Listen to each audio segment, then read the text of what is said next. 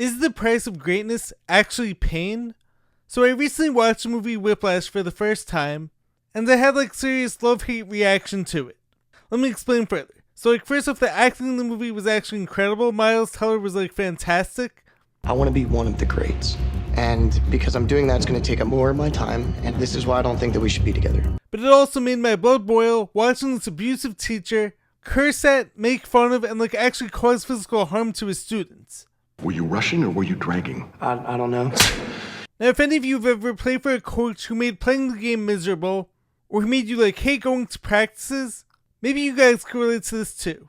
I for sure know that I played for some verbally abusive coaches. Now, part of my whole love-hate relationship with the movie is that, was it in fact glorifying this idea that pain has to be the price of greatness, and that this abuse is what you have to go through in order to be great? You have to go through physical pain, you have to be cursed at, you have to have objects thrown at you. You have to cut yourself off emotionally, you have to hate yourself, and sacrifice your whole life just for this one thing? Or was this actually a cautionary tale and revealing the lie that greatness requires all that? Now, one main point where I actually related to the movie very deeply and why this rang so close to me is that just like Andrew, who's played by Miles Teller of course, my demon has always been working too hard. And yes, of course it sounds really great, but it's also more dangerous than you realize.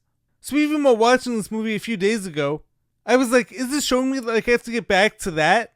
To be successful and throw out this idea of balance and go back to pushing through pain? But then I remembered how that way actually made me hurt, injured often, and constantly sick and sleep deprived. Anyways, in today's episode I'm going to be diving deeper into what greatness actually requires, and how abuse is not part of the whole curriculum, and that whole concept is actually a total outdated lie. Some level of craziness, intense focus work, of course.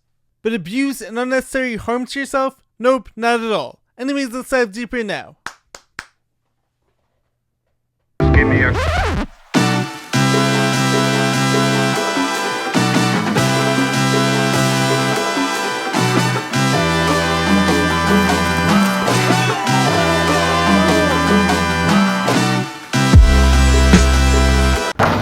What's happening, guys? Welcome back to the Jared and James channel. I'm Jared Weiss. If you guys didn't know that, it must mean that you're not subscribed to the channel, so you know what to do. Hit that subscribe button, make sure to leave a like, drop a comment, let me know your thoughts on the video. Follow me on every platform, and if you guys haven't done so already, make sure to check out my book, Fight Through It by Jared Weiss. All links to purchase it on my website, which is jaredryanweiss.com. That's JaredRyanWeiss.com. Buy the book, support me, and make sure to check out all those shirts in there as well. Every shirt has been designed by me, every shirt is made of 100% organic cotton, so any support at all, as I'm always saying, would be very much appreciated. So let's dive deeper into the movie Whiplash and the price of greatness and what it actually requires. Let's go now. So just to reiterate from the intro, watching this movie Whiplash made my blood boil. Once again, the acting was amazing, Miles Teller was fantastic, but the main truth that I want to address about Whiplash is that yes, there is in fact a line where it becomes too far.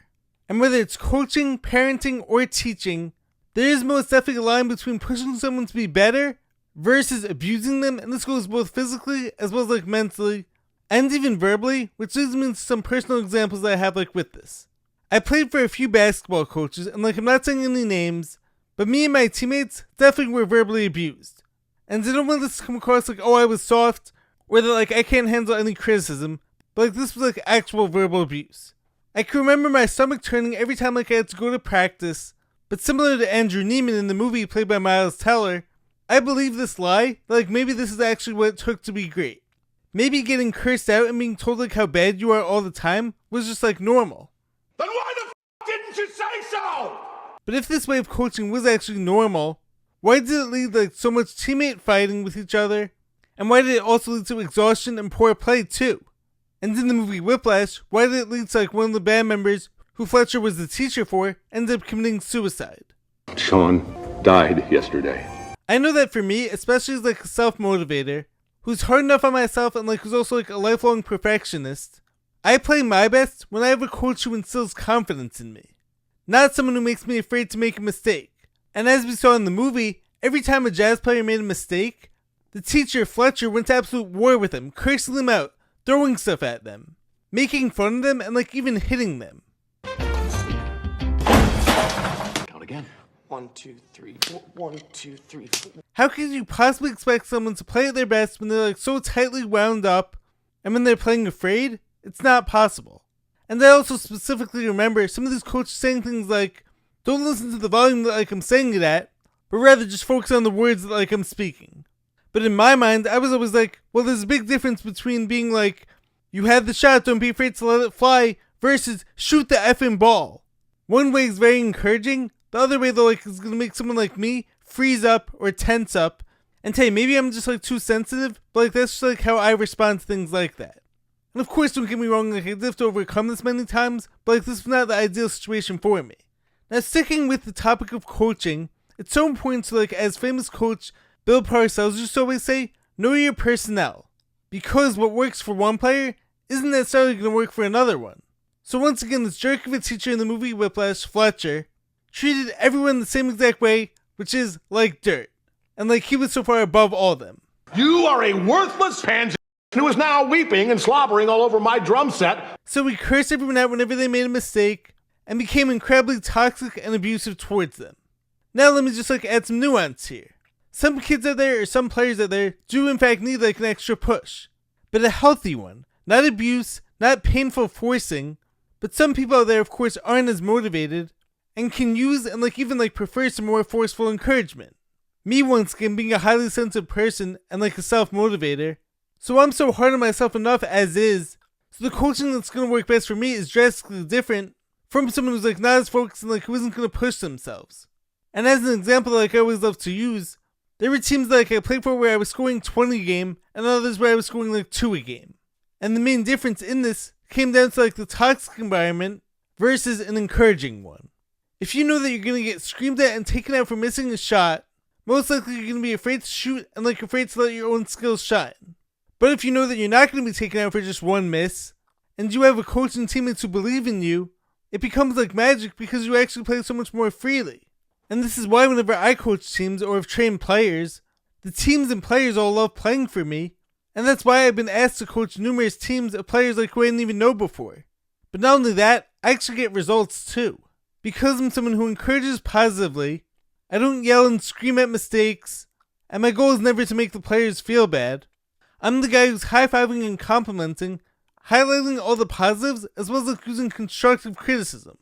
And this was like a big thing I had to explain to my dad at one point, who let's just say is forceful when it comes to wanting his kids to play their best. He of course wants what's best for us and like wants to reach all of our goals, but at one point I had to say to him, screaming at me to shoot the ball or to make the shot isn't helping me. Instead, give me something constructive, like maybe I'm off to the right, or maybe I'm not like keeping my follow-through hand up for long enough. And this became so much more helpful for me. All these kids, I know for me, have enough going on through their own heads, whether it's like self-criticism. I'm not good enough. Criticism from their parents, from their teammates, from their classmates. They don't need more negative voices on top of all that. And once again, certain ones may need like an extra push, but others are going to quit, crumble, and shut down, and like I don't want that to happen.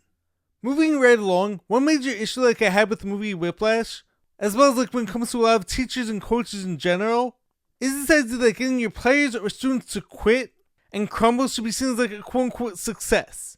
It's like, oh, they couldn't handle it, so like I guess this person doesn't have what it takes. This person just like can't be great. I was there to push people beyond what's expected of them. There are no 2 words in the English language more harmful than good job. But maybe they just didn't like being physically and verbally abused. Ever thought about that? In Whiplash, it was portrayed at times, and hey, maybe this was just like my interpretation, but it was as if Fletcher was testing Andrew to see like if he had what it took, and by Andrew sticking with this, he was quote-unquote winning. I earned that part. You never earned anything. Your job as a teacher, or motivator, or as a coach should not be like to make playing for you a miserable experience. And of course, not everything is always going to be peaches and cream, and being great at something does require sacrifice, and a whole lot of time and effort. But as we saw in the movie, one of the former jazz students killed himself as a result of this teaching style, and Andrew, Miles Teller's character, began engaging in all these self-torture habits in this effort to be the best and like to please the teacher Fletcher. Now as far as I see it, this is not the path to greatness.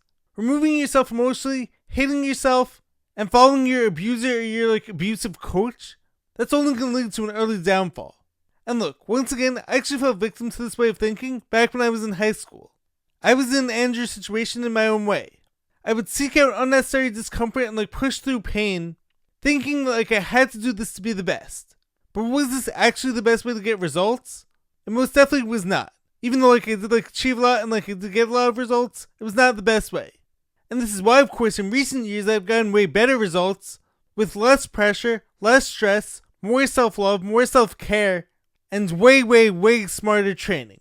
I even once had like this AP science teacher who, for lack of a better term, was like a pompous prick. I said you're a loser! He would spend half the class every day doing these like imitations of, oh, a good student in my class does this. They spend hours on my homework, they do this, and that, and yada yada yada. While a bad student, and then like he would imitate how a bad student would ask questions. And like he would even tell people like their questions were stupid and like he wouldn't answer them. Now, did I learn anything in this class? No, most definitely not. And I actually dropped out of it like in the last possible date to switch out. And I got switched into like a much better class. But this teacher saw this like this is a way of weeding out the bad students. And I took this as a challenge at the time. I went to every extra help. I spent hours and hours on the homework, even though I didn't get any of it. But then like I reached a point where it just like wasn't worth it anymore. This was an abuse of power and someone like who was high on their power. And to made all the people hate the class. Now this leads me into, is the price of greatness actually pain? Does it have to be that way, or can you have fun on the path too?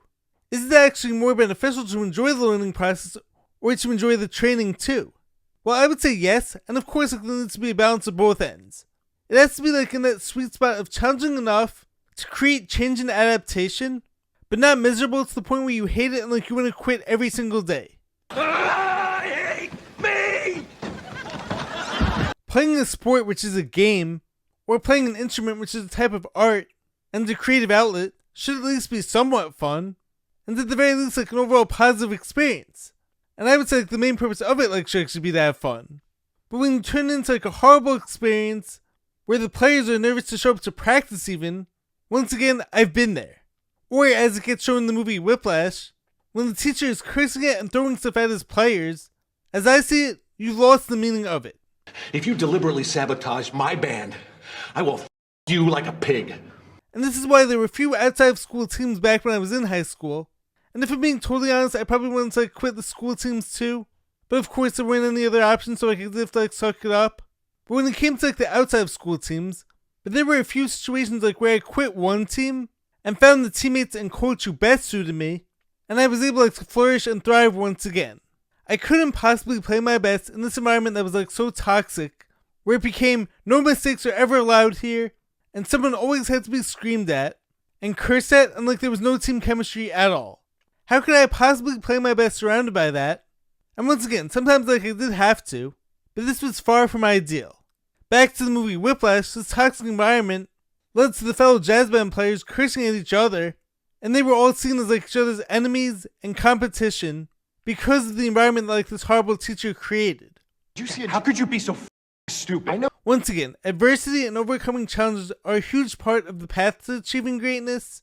You're gonna fall, you're gonna fail at times, you're gonna get hurt, you're likely gonna have like your love for the game tested even. You're gonna have to train super hard and manage your time extremely wisely. Those things are of course part of the process. Not every step or every day is gonna be the most fun. However, abuse, being cursed at, and putting up with toxic behavior do not have to be and should not be a part of that process. That's a super outdated approach that should be seen for what it is, toxic and extremely harmful.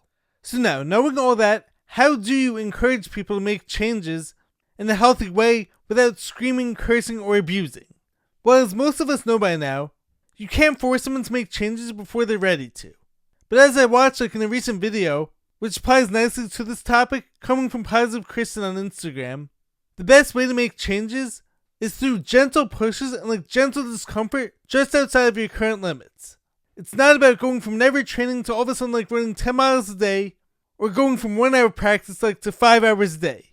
That way is only going to disrupt your whole nervous system and won't actually create any positive adaptation. Now just as with personal life changes, the same goes when it comes to like trying to inspire change in others.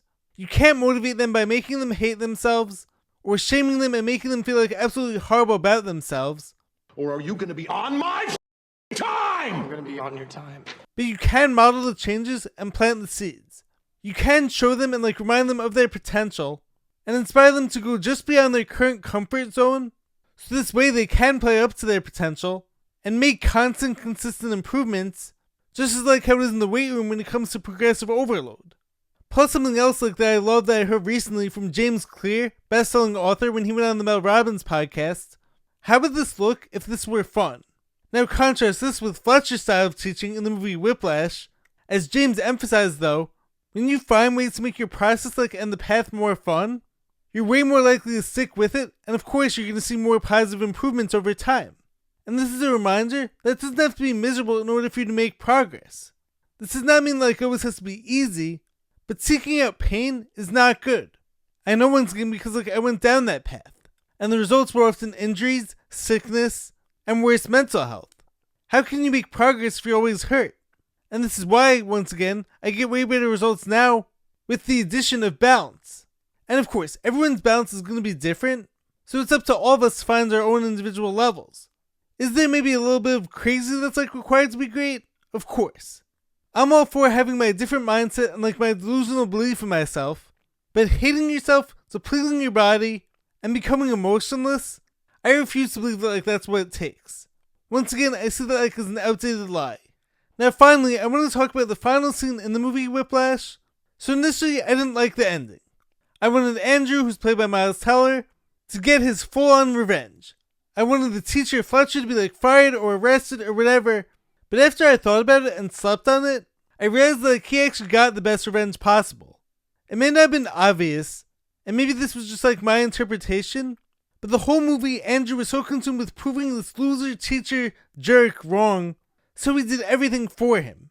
He put himself through hell and pain and bloody hands, and took all this abuse just to get the approval of his teacher. And so at the end of the movie, he plays for him one last time, and initially the guy tried to show him up by switching up the song on him. And so after that, Andrew initially walks off, but just then, the switch got flipped. He comes back and decides to play his own song, and at his tempo, and he keeps saying to Fletcher, "I'll cue you in." I'll cue you in. Now I realized at this moment, he was back to playing the drums for himself, because this was what he loved to do before Fletcher made him hate it. And this is me these days with basketball. Many times over the years, I was playing to prove the coaches and prove my teammates wrong, or rather even to make my coaches and teammates happy and make them think that I was great.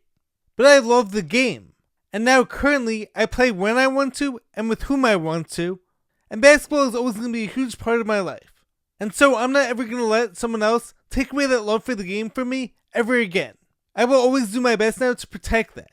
So back to the movie, Andrew played his own song at his own tempo, and made his teacher conform to him.